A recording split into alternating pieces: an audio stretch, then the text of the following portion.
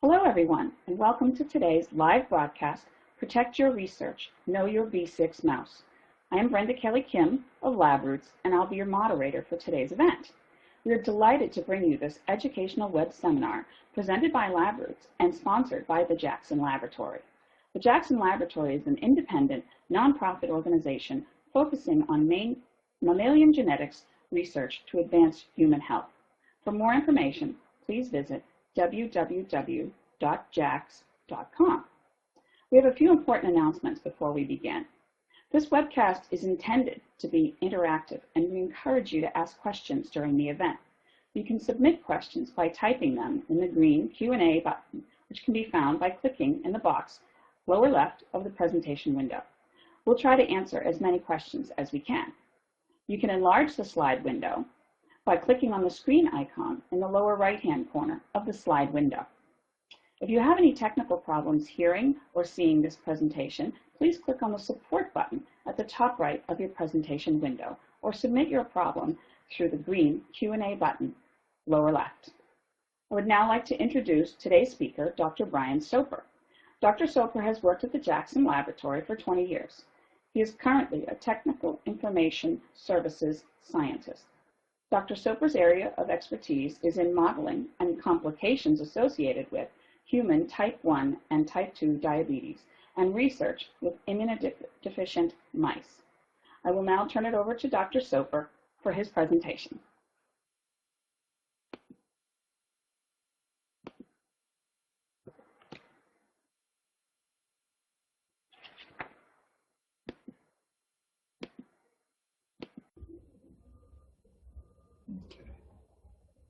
Thank you, Brenda. Thank you very much for that introduction, and welcome everyone to our presentation this morning.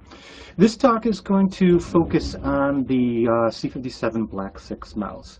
And the purpose of this presentation is to educate you about the differences between different substrains of the mice, overall with the goal to help improve your research and help you make better interpretations of your scientific data. Before I do that, I'm just going to do a couple of introductory slides related to the Jackson Laboratory, because a lot of people recognize us as an institution that distributes mice and a number of different inbred strains, including the C57 Black 6. But we also are much more than that. We're a nonprofit research institute, and the laboratory's mission is to perform our own grant-funded research and to use mice as a genetic tool to understand a wide range of genetic diseases and look for preventions, cures, etc., for the goal of improving health of the human population overall. But the founder of the Jackson Laboratory, C.C. Little, was an educator, so he was interested in sharing these resources. And as you'll see in a few moments, he was the creator of a number of inbred strains of mice and wanted to share those mice with a broader scientific community. So we became this institution that was doing our own research, and we were sharing the mice that we were creating. And then eventually we became a repository. And we're also sharing a lot of resources, and I'll give you some examples of those in just a minute, that can help you with your research and help understand these research animals much better. And so we do a lot of education as well. We come out to facilities, we provide education programs. You can come to our facility in Bar Harbor, Maine, and take a number of courses and conferences. So if you're interested in that, take a look at the link that's provided at the bottom of the page. But of course, we do distribute the mice, and we are one of the world's largest repositories of genetically engineered mice. We import about 500 or 600 new strains every single year. We are funded by the National Institutes of Health here in the United States to help support that colony, all those mice. They give us funding so that we can import, rederive, cryopreserve those strains. Even if those strains are not alive and breeding on the shelf, you can get them from cryo recovery, and they'll be available for your research for as long as we have the funding to do so. So we have more than 7,000 strains in our collection. As I said, we improve and interrogate their health, their genetic quality, etc. And it's the proceeds of mice like the C57 Black 6, the Belb C, the DBA mice. It's the proceeds of those that go back into this resource to help provide funding and allow us to maintain those unique knockouts, transgenics, etc. Okay, some of the resources that you should make yourself available that are freely open to your use on our website, the first of which is the JAX Mice database. If you are searching for unique strains of mice, I would encourage you to use the link at the top of the page, that's shown here. Let me clear this out, sorry. It's this one here.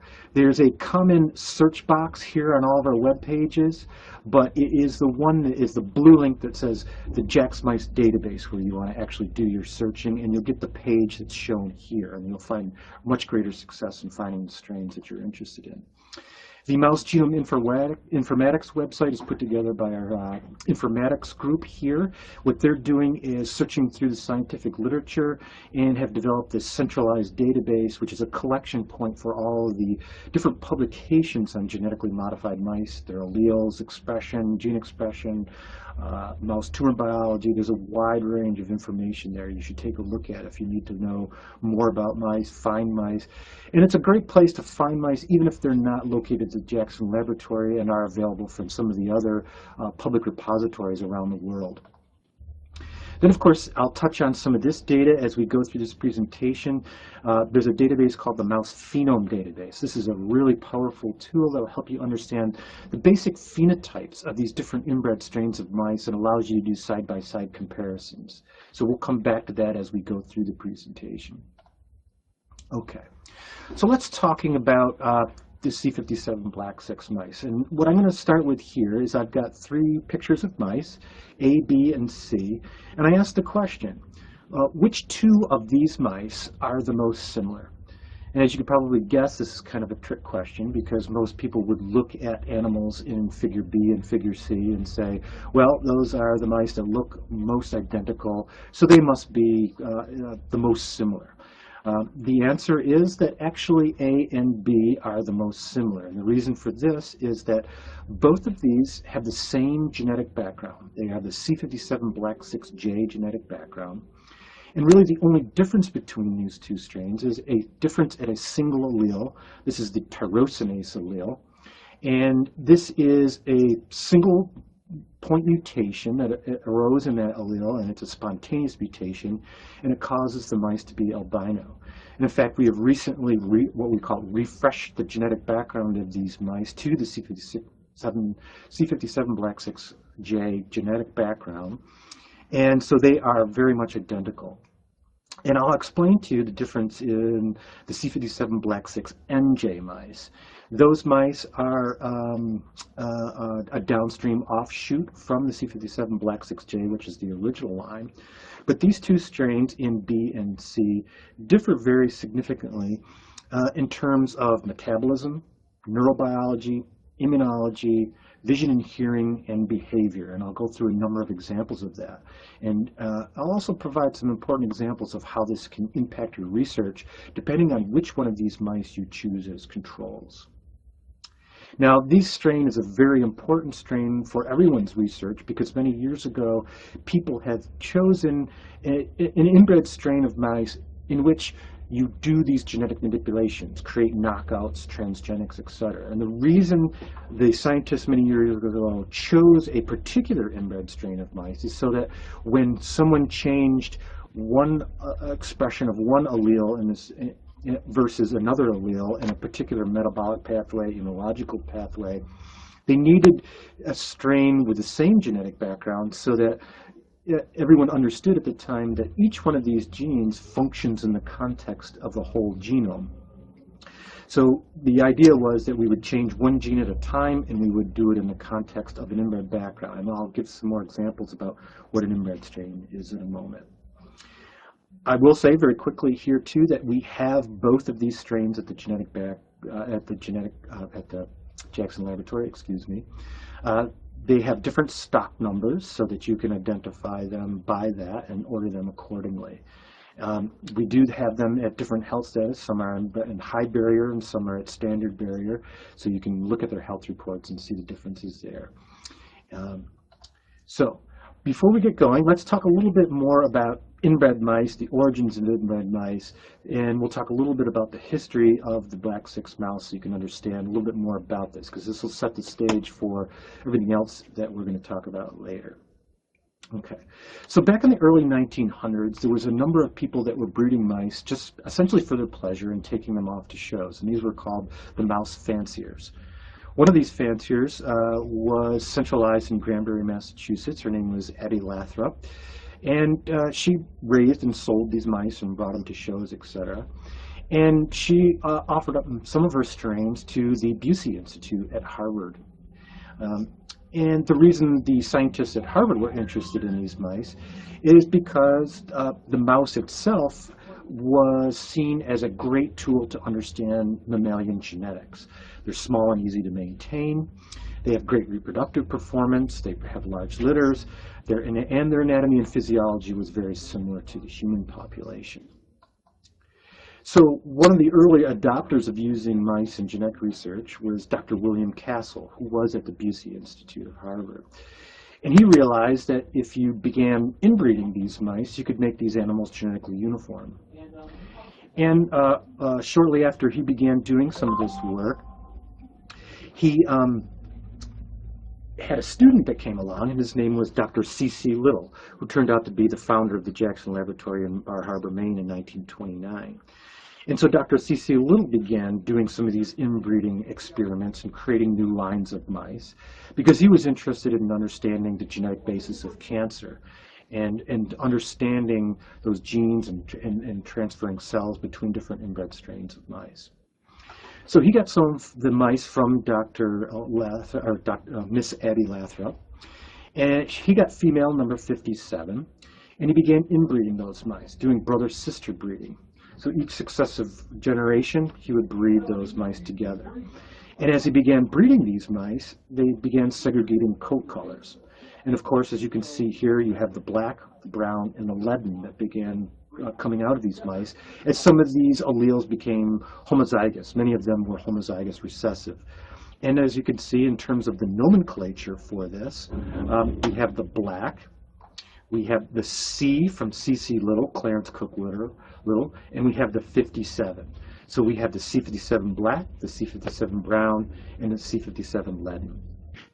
From the C57 black line, there was two sublines that were generated, the 6 subline and the 10 subline. And so you'll see those mice as the C57 black 6 and the C57 black 10. Okay. So what are some of the advantages of using inbred strains, and why was this done? Well, first of all, the procedure for doing this is to use pedigree breeding and breed brother-sisters, and do this over the course of 20 generations. And what that will do is lead to genetic homogeneity. Essentially what this is doing is leading to all of the strains within, all of the alleles within the genetic background become homogeneous. They become homozygous. And therefore, each time you breed a brother and sister, the offspring that are produced from that are going to be homozygous for every single allele in the genetic background. And the purpose of doing this is generating very statistical reproducive data from mouse. Every single mouse that you do a particular test with, treat it with drugs versus vehicle, for example, all of those mice should respond very, very similarly. If the strain is segregating alleles and you do the same kind of thing with an outbred population, you get a lot of statistical variation in terms of response. So shown here is a standard pedigree breeding. You have the parentals shown here, and then you take 2 of their offspring. This is a brother and sister. You breed them together, and they make a new litter here, and you select a new brother-sister from there, and so on and so on. Okay. So there's something very important to recognize about this, and this is the idea that you use this 20 generations of inbreeding to create these inbred strains of mice. But interestingly enough, the genome is very dynamic. There's a lot of changes that can occur over time.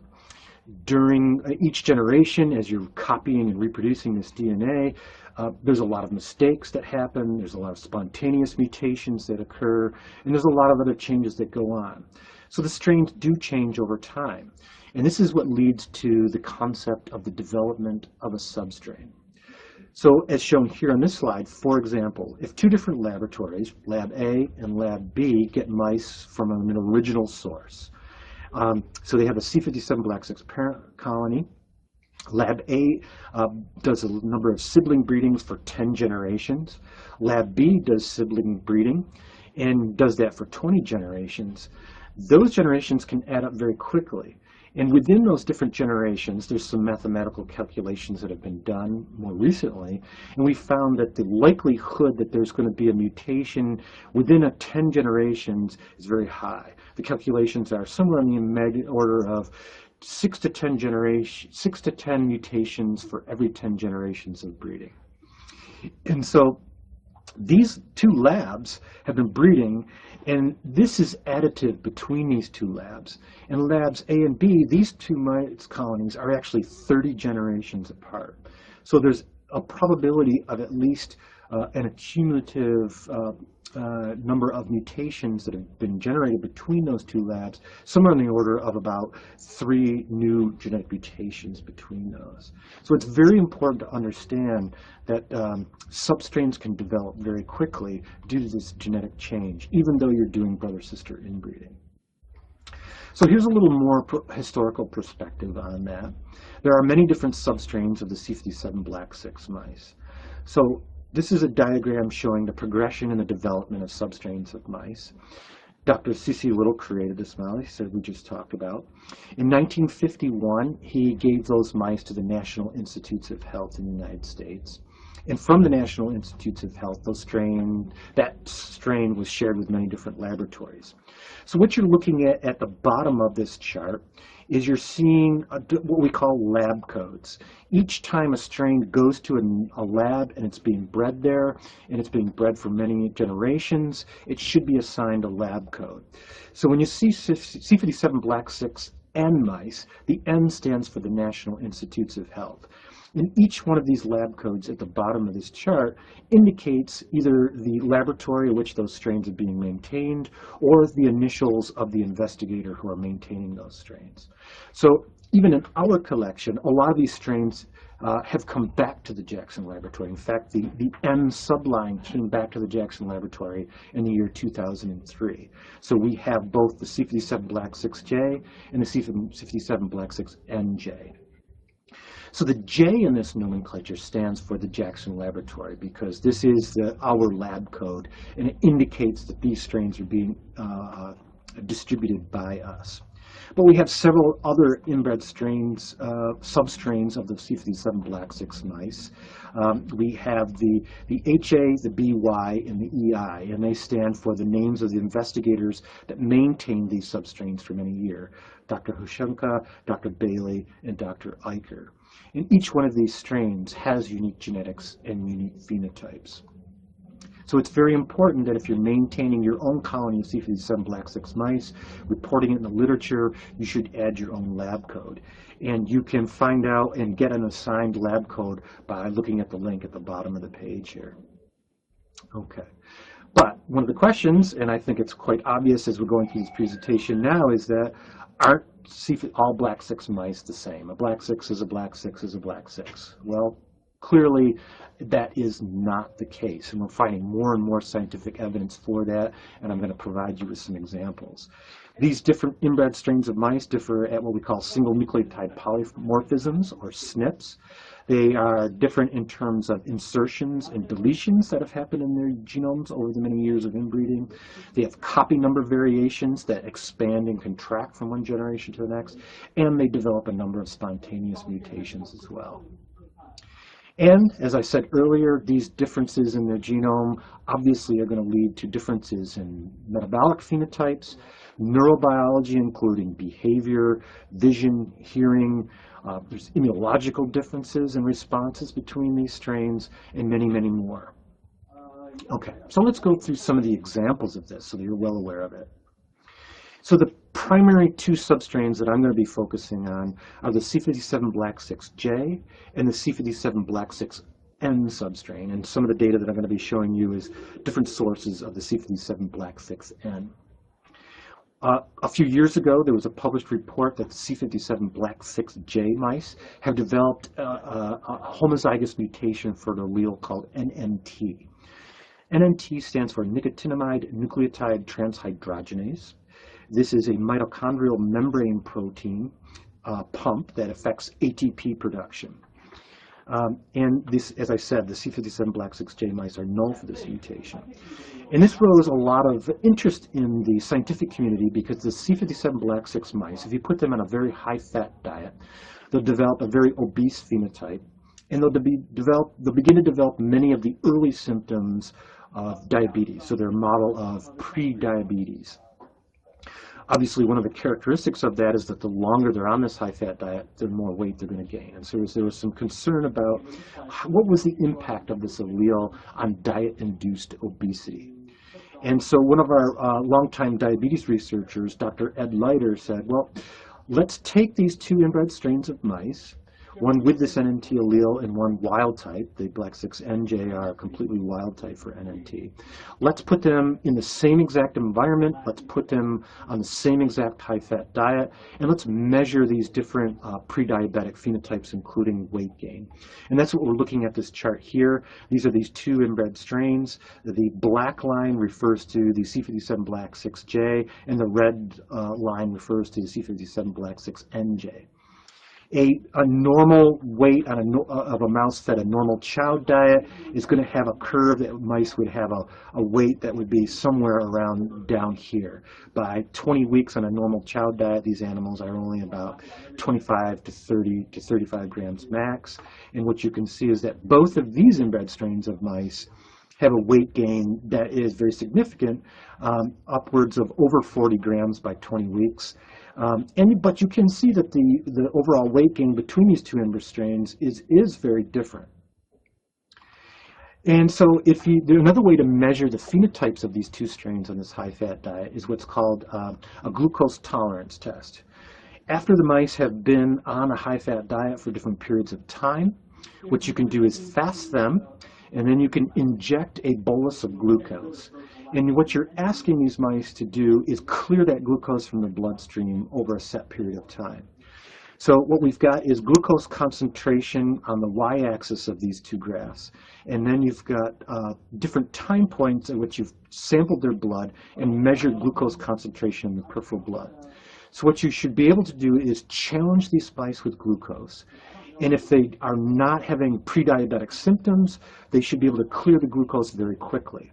So the time course is every 30 minutes you take a blood sample. And what you can see, even after 2 weeks, the rate at which they can clear glucose from the bloodstream is very much slowed. And that gets even worse as the longer they're on the diet. Say at 14 weeks on a high-fat diet, you can see that that curve flattens out very differently, very slowly.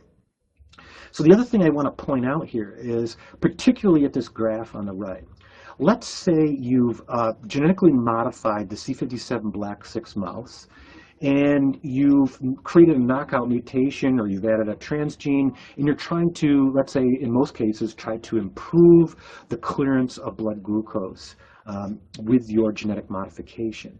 You can see that if your data, where my red arrow shows here, falls somewhere in between here, and if you chose the black line, C57 black 6J, you could say that your allele has improved blood glucose clearance based on comparison to your controls. However, if your strain is actually on the C57 black 6N genetic background, you might interpret your data saying that your genetic modification has actually worsened the blood glucose levels.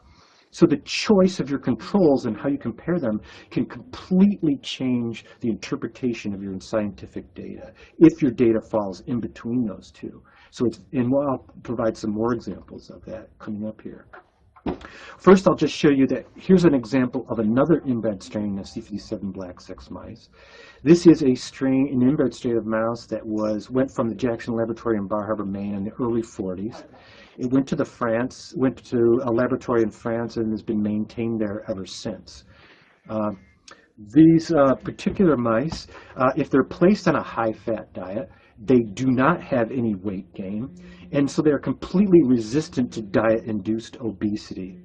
And you can see that as comparison shown here in the red lines, either on a high-fat or a normal chow diet. And neither one of these mice had this high weight gain. And this is the C57 black 6N substrain, and showing its response to the high-fat diet. What's also interesting is you might ask the question, well, maybe they just eat less, they don't eat as much as the high-fat diet.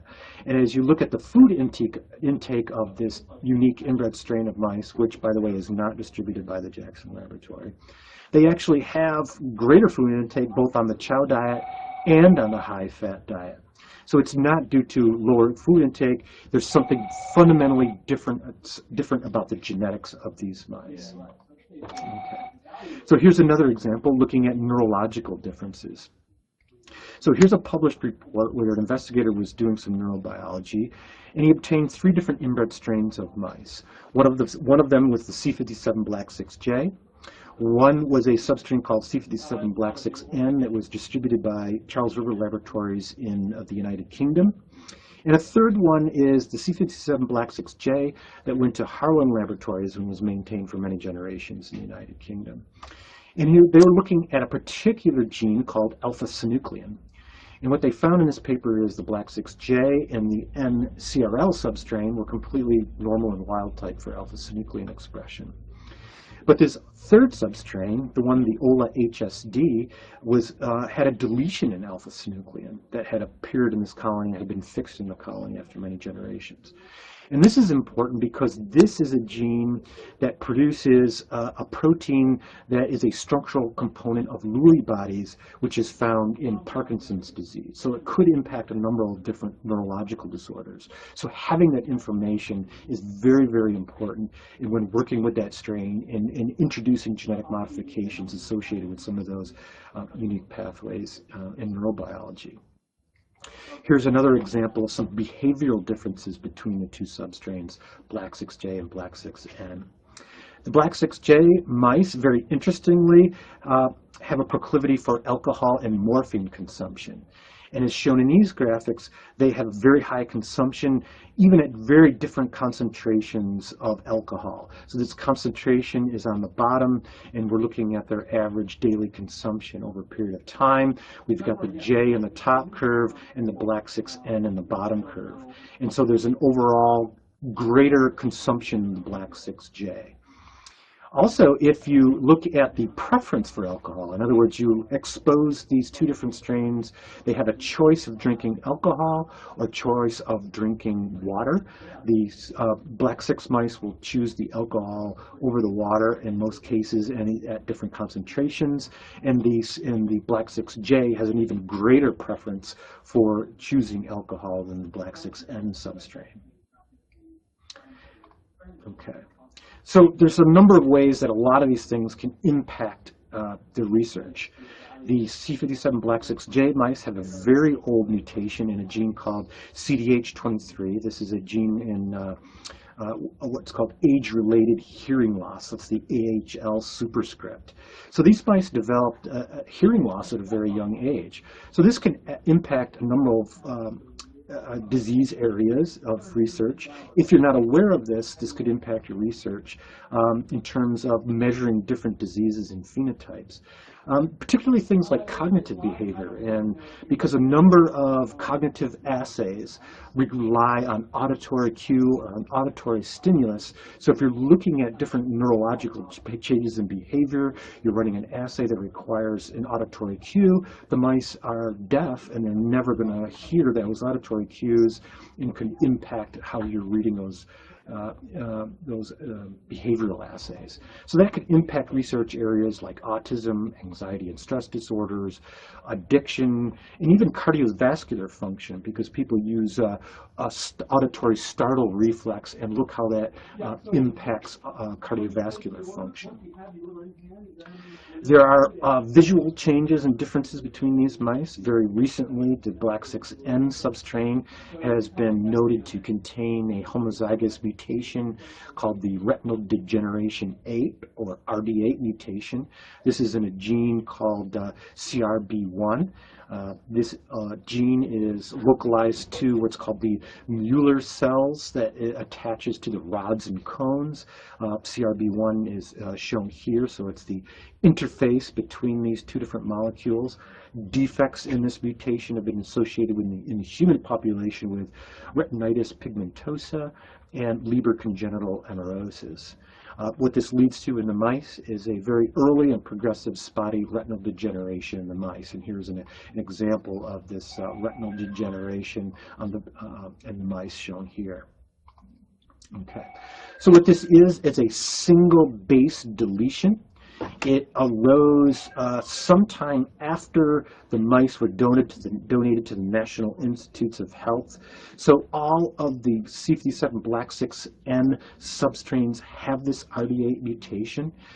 The paper that's shown here shows that all of the different N substrains that you can get from Harlan Laboratories, Charles River, Frederick, and Taconic, and now since the black 6N have come back to the Jackson Laboratory, all of these N substrains have this retinal degeneration mutation. What you're looking at here in this graphic is capillary electrophoresis that can look at the deletion of the single base pair. And you can see that the black 6N substrain and the C57 black 10 substrain, which are before the strains were donated to the National Institutes of Health. Both of those are wild type for RD8, and all of the other substrains with the N nomenclature have the mutation. Okay, so this has a lot of impact on a wide range of disease areas. Obviously, anyone who's creating a genetic mutation or a transgene and putting it on the C57 black 6N background and doing eye research or doing behavioral research that requires the mice to have a visual acuity, that are looking for visual cues and looking for behavioral responses associated with that, are going to have defects, and therefore it's going to impact your research. So there's a lot of behavioral studies too that include, again, Alzheimer's, autism, Down syndrome, Rett syndrome, and a lot of other neurodegenerative disorders when the mice have behavioral defects. If the C57 black 6N mice is being used in these behavioral studies, they're going to be blind at a young age, and it's going to impact that research. So I'd also like you to be aware of what's going on in the broader scientific community in terms of generating mice and generating them on the different backgrounds. There are many years ago, as I said, the C57 black 6J substrain was chosen for creating original knockouts, transgenics, etc. That was the most common strain that was used. But now people are using more and more of the C57 black 6N substrain. And why is that? Well, for many years, we didn't have any embryonic stem cells associated with the C57 black 6J substrain. An embryonic cell was created for the black 6N substrain. And you needed embryonic stem cells so that you could create knockout and knock-in mutations through homologous recombination. So there's a consortium that was formed in terms of trying to knock out every single allele in the black 6 genetic background. This is called the International Knockout Mouse Consortium. This is an international effort. The Knockout Mouse Project is called COMP in the United States. It's called UCOM in Europe, and it's called NORCOM in Canada. And it's a global effort to knock out every single gene in the mouse genome so that we can understand a wide range of genetic influences and combine these alleles. And it's an interesting effort because you can not only do global knockouts in the mice, the alleles are being designed so that you could do conditional mutants. You can knock out genes just in the liver, just in the heart, or just in the brain. There's also a consortium by the Texas A&M Institute for Genomic Medicine. They've created a very enormous gene trap library. And they've also used the black 6N ES cells. So this is very important to alert you that there's going to be a huge number of these new genetic tools that are going to be available to the scientific community. They're all going to be on the black 6N genetic background. So the C57 black 6N mice should be chosen as the controls for all those studies.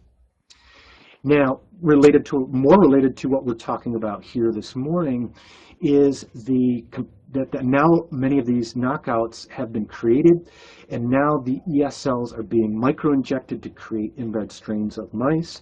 And now they're going into phase 2 of the program, where these mice are entering what we'll call a phenotyping program. There's multiple institutions around Europe and in the United States to phenotype these different mice, because as you can imagine, this is a very large undertaking. So one of the things that people have been doing to validate their phenotyping program is setting some baseline data. And in the course of doing that, there's multiple phenotyping institutes that have compared the C57 Black 6J to the C57 Black 6N substrains, running those animals side by side through the phenotyping program. And so the publication that you see here at the bottom of this slide is reporting some of that phenotyping data and reporting some of the differences between the phenotypes of these different substrains. So these are the different phenotypes that you see on this side. There's a comparison between males and females. Obviously, males and females have different phenotypes. But we're also looking at different institutions, and these are the codes for some of the different institutions that have run these phenotyping pipelines and that are being reported in this paper. So what's being reported and published here is phenotypes that show difference between Black 6J and Black 6N, and they show the same difference in phenotypes between different institutions. So these are repetitive phenotypes between these different institutions. And they use different color codes, where gray indicated that there was no difference in phenotypes, red was indicating that one strain was greater than the other, and blue was much less than the other. So if they have bright colors, it indicates there's significant phenotype differences between these strains. And so that you can see that there's a wide range of phenotypes and a wide range of phenotypes that differ quite dramatically between these two inbred strains of mice. And here's some examples. And these are a number of these. I'll go back for a minute. These are acoustic startle differences, differences in blood clinical chemistries like glucose, urea, sodium, potassium chloride, differences in glucose clearance, oxygen consumption, things like that. So here's another example from the same paper taking a look at immunological differences between these strains. And this is a response to bacteria infection, exposing the mice to listeria and looking for pro-inflammatory responses, looking for the ability of these inbred strains of mice to fight infection, and looking at, as shown here, percent survival. And this is broken down in the two black triangles, Black 6J males and females versus Black 6N males and females. And you could see that there are differences in the overall survival of these mice, with the Black 6N females having the poorest survival and the Black 6J males having the greatest survival after exposure to listeria species. And this is some data showing over here, looking at the pro-inflammatory response after exposure, the production of interleukin-6, IP-10, and CCL2, which are pro-inflammatory molecules. And we can see very significantly that the males by day 3 of what would be the Black 6N mice, shown here, have a very strong immunological response on day 3. So there are some very different responses immunologically between these strains. Here's some more examples of that. Here's an example of what's called a delayed type hypersensitivity response. Basically what you do is you apply a chemical called dinitrofluorobenzene to the skin, and you do that with 2 successive exposures. What this is doing is sensitizing the immune system to this compound. You wait a period of time, and then you challenge the skin with a new application, and the mice have a pro-inflammatory response that is measured by inflammation or swelling, and you can measure that swelling response. And what they see is that there is a difference between the Black 6J females and males compared to the Black 6N, and you see this difference in the swelling response. And you could actually see through genetic analysis that there are differences in the genetics that are directly associated with differences in this inflammatory response. Okay. So it's important for you to know which inbred strain you're working with, and it's important for you, as you interrogate the different strains that we distributed at the Jackson Laboratory, to really look carefully at the strain development, know where those strains came from, and understanding the genetic background so you're selecting the appropriate controls. Right now we have over 2,500 strains that are knockouts, transgenic mice, etc., that are on a C57 Black 6J genetic background. But the strains that are coming into us that are on the C57 Black 6N substrain background are growing dramatically. This is partly because we have funding as part of what's called the COMP2 project. This is the phenotyping arm of the Knockout Mouse project. What we're doing is we're importing these ES cells that contain these genetic modifications. We're micro-injecting them, creating global knockout mutations of them, and running them through a phenotyping program. And then for a period of time, these mice are going to be available for distribution. There are a number of different research institutes around the United States and around the world that are doing that. We are obviously one of these organizations, part of the COMP2, but there's two others. There's the Baylor College of Medicine in Houston that have collaborations with the Wellcome Trust in England, the Medical Research Council in Harwell, Oxfordshire in England. And then also at the University of California, Davis, who has collaborative programs with the Toronto Cancer for Phenogenomics in Canada, the Children's Hospital in Oakland, which is in California, and Charles River Laboratories in Wilmington, Mass. So you could see that this is a multi-institutional global effort to create these mice and phenotype them. So because of that, we're going to have a large number of these mice growing and available. We're going to have about 830 mice from the COMP2 program and another 200 strains from the UCOM program. So I would encourage you to go through these different websites for the organizations that are developing these, because the alleles that are being created have some slight differences, and you should go to these different websites to really understand these alleles in detail. Okay. So considerations for control selection, I've really demonstrated to you that there are some really major differences between these inbred substrains. So what are some of the things that you should be thinking about some of these inbred strains of mice in terms of choosing the most appropriate control? Obviously, the best is if the gene is segregating. In other words, you're breeding het by wild type, or hemizygous in terms of a transgene by wild type. You're producing wild type controls directly from the breeding colony.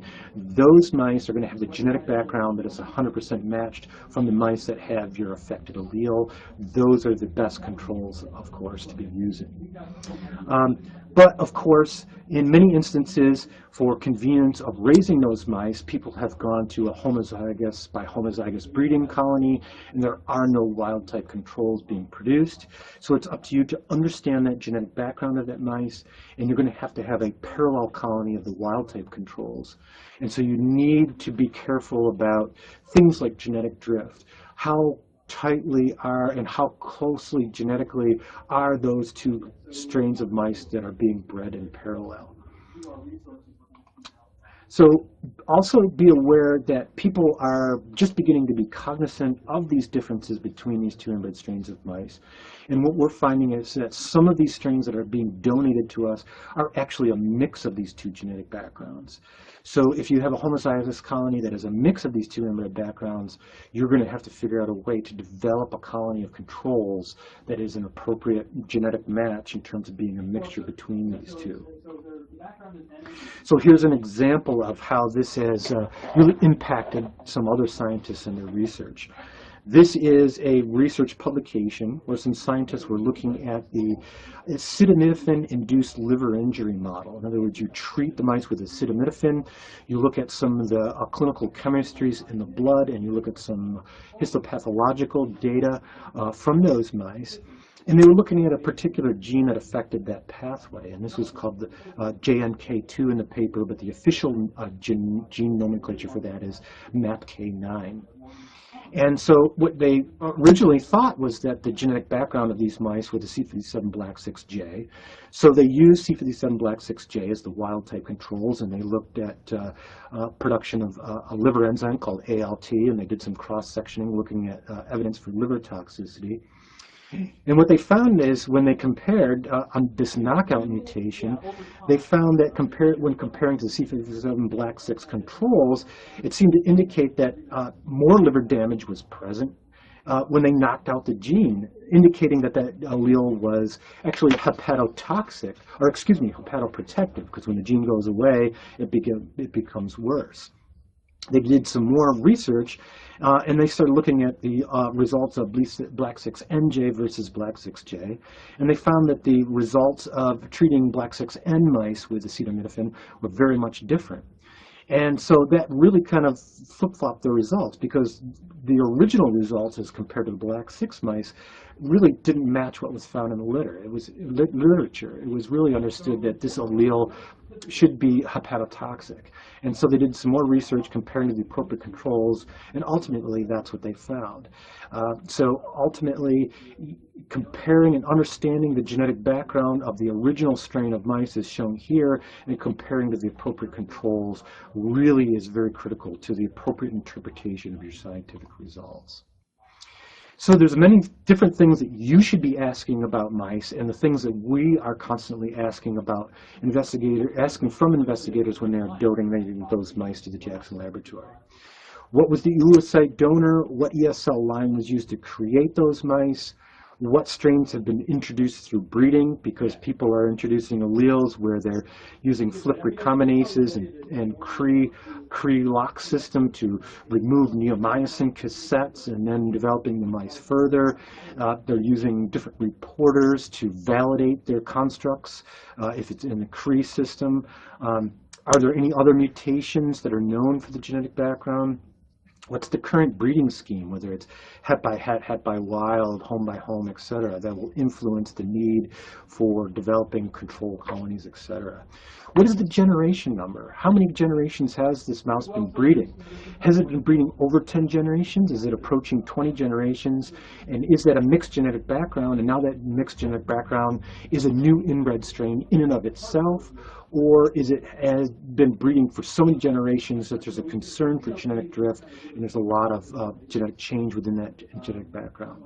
Has it ever been cryopreserved so that you can go back and recover that strain if anything happens to it, or if it has genetic drifted? And if it has, what generation was it cryopreserved? Has it ever been backcrossed to an inbred strain, and how well has it been backcrossed? Has the genetic background ever been validated? We can use SNP analysis these days to take a look at that information. And in fact, as these new inbred strains of mice are coming into the genetic background, we're running the genetic background to say, well, they told us it was C57 Black 6. Well, was it Black 6J or was it Black 6N? And so when you look at some of our strain data sheets, you'll see data that looks something like this. And if I blow that up so you can read it a little bit more clearly, we are interrogating that inbred background.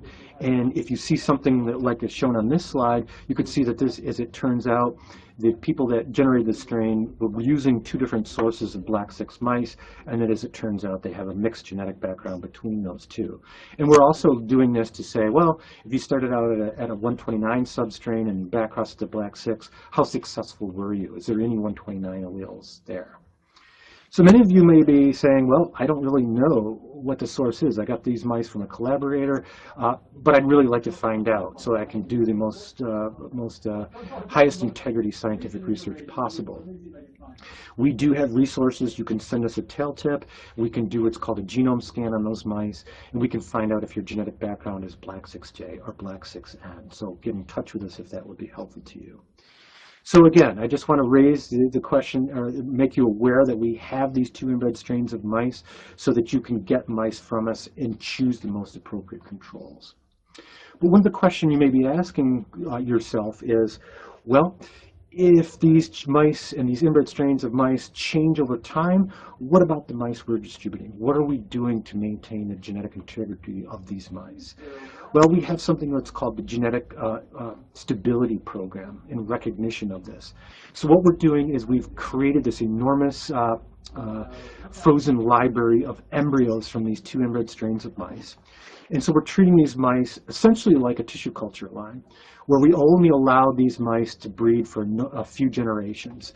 And so what we have is foundation colonies. These foundation stocks are only allowed to breed for 5 generations. Then we go back to the frozen embryo stock, and we recover mice from those embryos and reestablish the the foundation stocks, and these foundation stocks are what we call the feeder colonies for our distribution stocks. And so we've done a number of genetic analysis, and we've proven that, yes, within these 5 generations, indeed, there is some genetic change that occurs, but it goes, if we go back to the frozen stock, we can reset the genetic clock, and so there's very minimal genetic drift. Okay. So there's a number of different resources supporting the C57 Black 6 mice. These are just some examples here. When you get a PDF copy of this presentation, these are all live links. You don't have to copy them down. We'll make that freely available to you. So please avail yourself to some of that important information. And as I mentioned, we've got some of these databases that I mentioned in the beginning, like the mouse phenome database. Here's an example of how you can take advantage of that. You can understand, first of all, what this is in this particular example of data, is looking at baseline plasma glucose levels of the C57 Black 6 mice as it compares to a wide range of number of inbred strains of mice. And you can see it's broken down by males and females. And how you can use this information is, let's say you have a genetic mutation, you can see how it modifies glucose expression on the genetic background, and see how that influences the allele. But you can then move to different inbred strains of mice, like the ones down in this end, and see how that influences that metabolic pathway, or you could choose mice on this end of the spectrum and do that. So again, as we're getting closer to the end here, I'd like to encourage you to start asking some questions and feed them into the Q&A, because we'll be answering some of those questions in just a moment. Okay. So one of the things I want to wrap up at the end here is, consider your mouse one of your most important reagents. Just like if you're choosing a particular reagent, you validate it. Let's say you're using your tissue culture, you validate the serum that you use every time you use it. Validate your mice. Know the strain of mice that you're working with. Understand the genetics behind it, how it breeds. Know the nomenclature. Use the nomenclature when you publish on that strain, so other researchers can understand which strain you're using and reproduce the data that you're producing in your publications. This will also use less mice in your research. If you are confused about what inbred strain you're using multiple inbred strains of mice, you have to repeat your experiments, you're using more animals in your research needlessly. So really understanding your mice and knowing what to expect from them can actually save you money by using less research, and it's better overall for the scientific community by using less animals in research. So very quickly, in summary, there are multiple genetically and phenotypically unique strains of inbred mice out there. Know what strain you're working with. Knowing and understanding which Black 6 substrain you're working with is key to proper selection of controls and data interpretation. Comparison of phenotypes between Black 6 substrains will allow you to identify unique modifier alleles. In fact, you can use this as a scientific advantage. We do know that there are genetic differences between Black 6J and Black 6N, so you can compare those two strains side by side genetically for different phenotypes and actually identify the genes that are responsible. So it's not a bad thing. It can be a very good thing as long as you're aware of the differences. And again, we have these 2 inbred strains of mice. They're part of our genetic stability program, and they should be helpful to you to understand that. This is just up here for those of you who are new to using mice in your research. Please get in touch with us if you have any questions. We're happy to help you out. Maybe you're a biochemist and know nothing about working with mice. We can create the mice for you and send them to you for your needs. We can do in vivo services, etc., to help you. And with that, I'm going to say thank you very much for listening to me. I'm going to hand control back over to Brenda. She's going to have a few conclusionary remarks. And then we're going to go into a question and answer period to try to answer some of your most immediate questions. So bear with me for just a moment while I pass control back over to Brenda. And that should be it.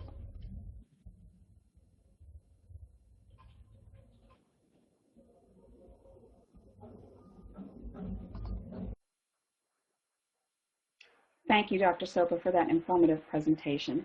Before we get started on the question and answer session, I'll just like to remind our audience how to submit your questions. You can submit questions by typing them in the Q&A box, which can be found by clicking on the green Q&A button at the lower left of the presentation window, and we'll try to answer as many questions as we can. Our first question is, Dr. Soper, are there differences between B6N and B6J as it concerns gestation and weaning?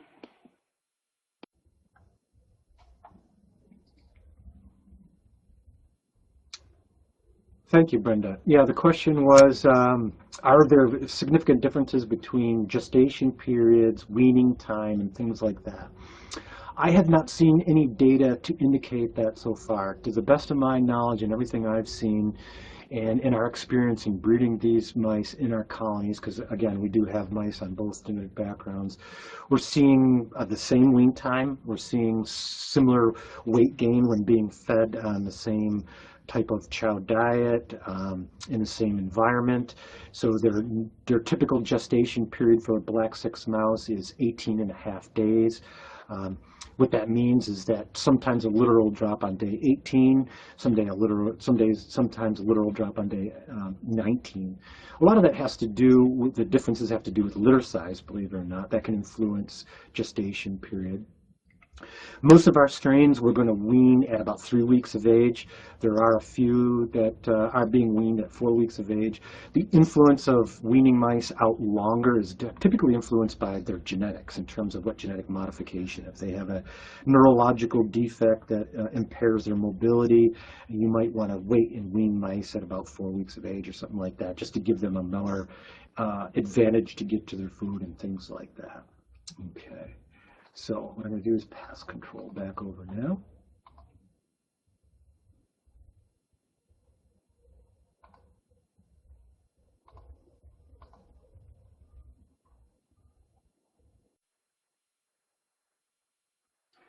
Our next question is, when is the right time to renew the colony?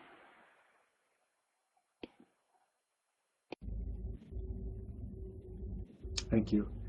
Yeah, the question was when to renew the colony.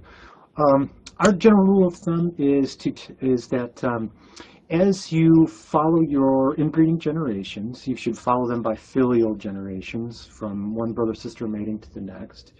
And as you start approaching 10 filial generations, you want to start thinking about refreshing the genetic background. There's 2 different ways that you can do that. We do that regularly for the mice that we distribute. So you can just go back, and as you're breeding mice, you can occasionally get a few breeding mice and then infuse them into your colony on a regular basis. If it's a unique strain that only you have and you want them to be specifically on the C57 Black 6J or NJ, what you could do is get some parental mice from us, do a couple back crosses, rehomozygose your allele if it's a homozygous breeding colony, and then expand that line into your colony. The third way that you could do it is if it's a unique strain for you. Once you've initially created that strain, one of the things that we encourage investigators to do is to cryopreserve that strain. As soon as you have a mouse that you fully characterize it, you know the phenotypes of it, you know what to expect from that mouse, you should cryopreserve it. Then as you're approaching things like 10 generations of breeding, you can either do the back crossing I just described, or you can go back to your cryopreserved stock and do your own kind of genetic stability program, take it out of cryopreservation and reset the clock that way. So the short answer is as you start approaching 10 generations, as I said earlier, you're beginning to approach the statistical probability that you've captured a new genetic mutation in your colony, and you should think about correcting the background that way. Okay, I'm going to switch back.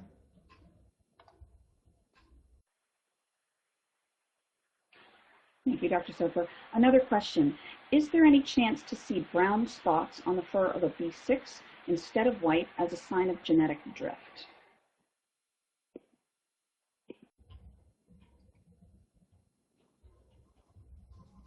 Yeah, that's an interesting question. We do see some subtle differences. You know, these are supposed to be inbred strains of mice, and they're supposed to be homozygous across the genome. But we do see from time to time some slight fluctuations within different coloration along the length of the hair. Theoretically, I guess the answer might be yes. in terms of that. Certainly, a dramatic example is that it was on one of my earlier slides where we have seen a spontaneous mutation arise in new colonies of mice at that tyrosinase allele, where you'll be breeding a mouse on a black 6 background, and it spontaneously produces or repeats the production of that point mutation in tyrosinase. It becomes homozygous, and you have an albino mice that occasionally gets thrown out in the colony. So in theory, that might be an indication, but not necessarily. That's a difficult one to answer, but if you're seeing a very dramatic shift in coat color, it could mean that there's genetic drift, or it could mean that the strain wasn't originally appropriately backcrossed. Someone thought that they backcrossed it for 10 generations, but there could be some background genes and alleles that have occasionally become homozygous, allowing the expression of some of these coat color changes.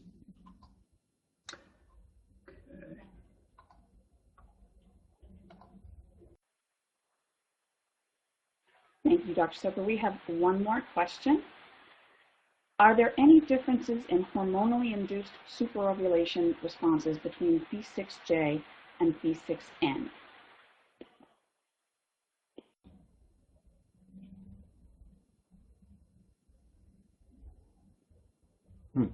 That's a great question. To the best of my knowledge, no. But what I would recommend is for you to email that question into the following email address: micetech@jax.org, micetech@jax.org. That'll come into my group, the Technical Information Services group. That'll remind me to try to get that answer for you, because what I can do is contact our Reproductive Sciences group. They have a lot of experience with superovulation of different inbred strains of mice beyond these 2 substrains. And I can find out if there is any statistical variation between those 2. To the best of my knowledge, there isn't, but that would be the best way to get you a concrete answer to that question. So thank you.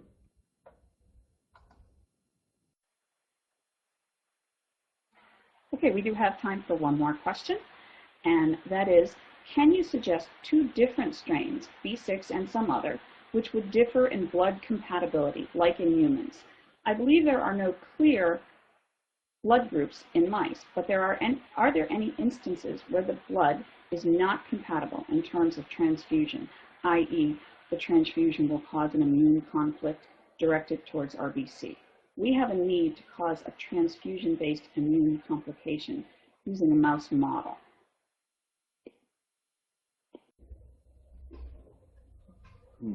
Yeah, that's a good question. No, I'm not aware of any of those. Yeah, it's a good point. There aren't any, it's not the same as blood types that you see in the human population.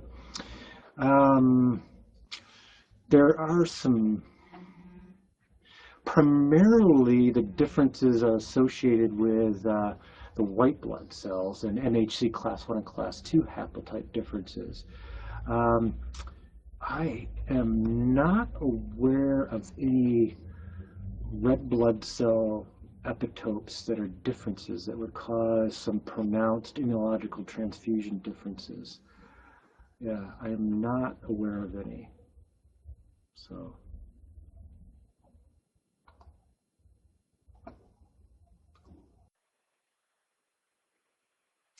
Unfortunately, we are out of time. I want to thank the audience for their interesting questions and participation in today's event.